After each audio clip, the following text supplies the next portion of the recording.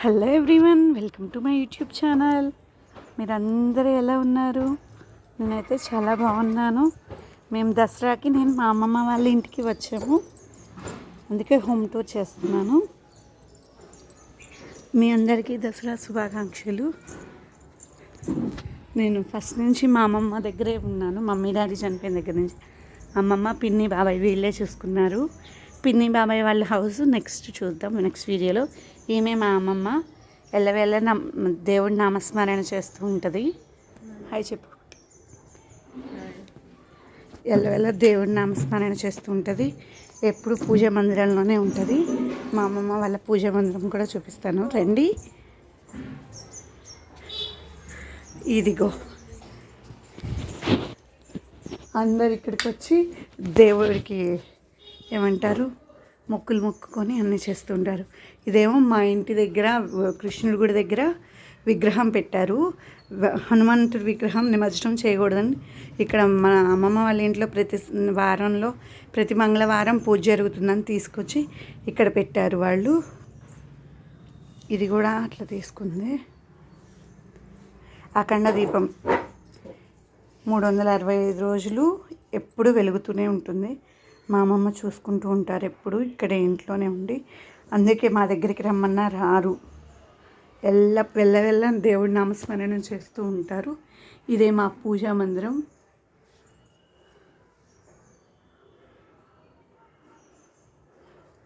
నేను ఇదివరకు వీడియోలో మీకు చెప్పాను కదా, మనం పొద్దున్నే లెగ్స్ చేస్తే మనం స్నానం చేసేటప్పుడు మంత్రం చదివితే అది మనం తీర్థయాత్రలో స్నానం చేసినట్టని. నిత్యము మా అమ్మమ్మ దీపారాధన చేసి నిత్యము పూజ చేస్తుంది. కాబట్టి ఈ ఇల్లు దేవాలయంతో సమానం మాకు. మేము ఎప్పుడు ఇక్కడికి వస్తూ ఉంటాం పండగలకి. డాడీ దగ్గర ఉన్న మమ్మీ డాడీ చనిపోయిన కాడి నుంచి కూడా ఇక్కడే పెరిగాను నేను, ఇక్కడే ఉన్నాను. ఇదే మా అమ్మమ్మ వాళ్ళ దేవుడి గది. చాలా పవిత్రంగా ఉంటుంది. ఇక్కడికి వచ్చి వాళ్ళ కోరికలు నెరవేరితే వాళ్ళకి నచ్చినట్టు దేవుడికి పూజ పెట్టిస్తామని మొక్కుకుంటూ ఉంటారు అందరూ.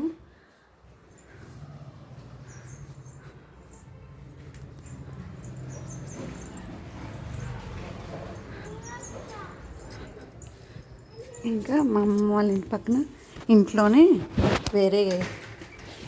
వేరే పోర్షన్ ఉంటుంది. ఈ పోర్షన్ మాత్రం మొన్న మధ్యనే ఖాళీ చేశారంట. ఇంకా ఎవరు లేరు పాపం, తను ఒక్కటేగా ఉండేది. ఇంకా పెక్కుని ఉంటుంది. మొన్న మధ్యనే ఖాళీ చేశారంట మేము వచ్చే ముందు. ఇప్పుడు మా వంటగది చూపిస్తాను. ఎప్పుడు ఇట్లా దేవుడి పుస్తకాలు పట్టుకొని తిరుగుతూ ఉంటుంది, చదువుకుంటూ ఉంటుంది మా అమ్మ.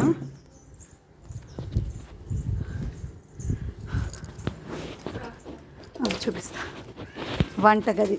ఇంకా అమ్మమ్మ ఒక్కటేగా ఈ ఒక్క రూమ్ తనకు ఉంచుకొని మిగతా ఆ ఇందాక చూపించిన 2 పోర్షన్స్ అద్దెకి ఇచ్చేసింది అమ్మమ్మ. ఇంకా తను ఒక్కతే కదా, ఇంకా ఎల్లప్పుడూ దేవుడి నామస్మరణ చేస్తూ ఉంటుంది. ఆ అమ్మవారి బుక్స్ రాస్తూ ఉంటుంది. మొన్న ఈ మధ్యనే ఈ సంపూర్ణ రామాయణము పాటలు రాస్తూ ఉంటుంది. ఒకే అక్షరం మీద స్టార్ట్ చేసి ఒక శ్లోకం ఏదేం చెప్పమ్మమ్మ.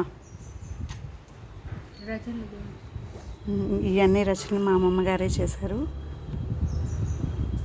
మా అమ్మమ్మ దేవుడు నామస్మరణే చేస్తుంటారు, ఎప్పుడు దేవుడి ధ్యానంలోనే ఉంటారు. ఇంకా వేరే ధ్యాసే ఉండదు మా అమ్మమ్మకి. ఇప్పుడు నేను ఎంతగానో ఇష్టపడే డాబా చూపిస్తాను. నేను ఎప్పుడు అక్కడే ఆడుకుంటాను చిన్నప్పటి నుంచి.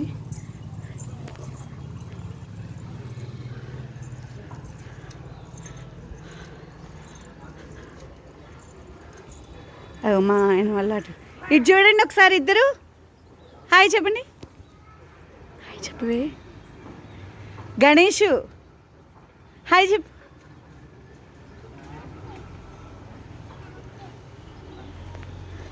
ఇదే మా డాబా, మా అమ్మమ్మ వాళ్ళ డాబా. నేను ఇక్కడ చాలాసార్లు కింద పడి మూతి పగలు కొట్టుకున్నాను. నాకు ఎంతో ఇష్టమైన ప్లేస్ ఇది. నేను చిన్నప్పుడు ఎక్కువగా ఇక్కడే ఆడుకునేదాన్ని. చెట్లు అయితేనే హోమం చేస్తూ ఉంటారు మా అమ్మమ్మ వాళ్ళ ఇంట్లో. దానికి కట్టెలు తెచ్చి పెట్టుకొని ఉంచుకుంటారు. నెలకు కానీ 2 నెలలకు ఒకసారి కానీ ఈ సన్నజాజి పూల చెట్టు ఎన్నిసార్లు కొట్టేసినా మళ్ళీ వస్తుంది ఈ చెట్టు, మరి తెలీదు. అలాగే కొందరు ఇళ్ళల్లో తులసి మొక్క వేసినా పెరగదు.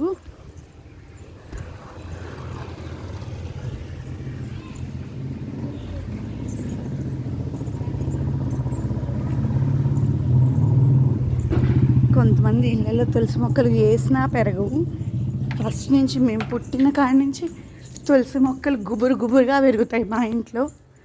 ఫస్ట్ నుంచి మా అమ్మమ్మ చనిపోక ముందు నుంచి కూడా ఎక్కడైనా తులసి మొక్కలు ఇట్లా పెరగవు, ఇంత గుబురుగా. ఒక్క విత్తనం కాదు, ఒక్క మొక్క కూడా నాటలేదు మేము. వాటంతట అవి అన్నీ పెరుగుతాయి. ఇవి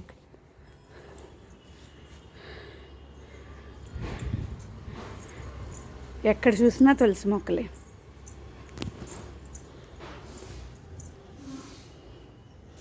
ఇదే బావి. చిన్నప్పుడు ఒకసారి నేను పడిపోయానంట, కానీ పడలేదులేండి.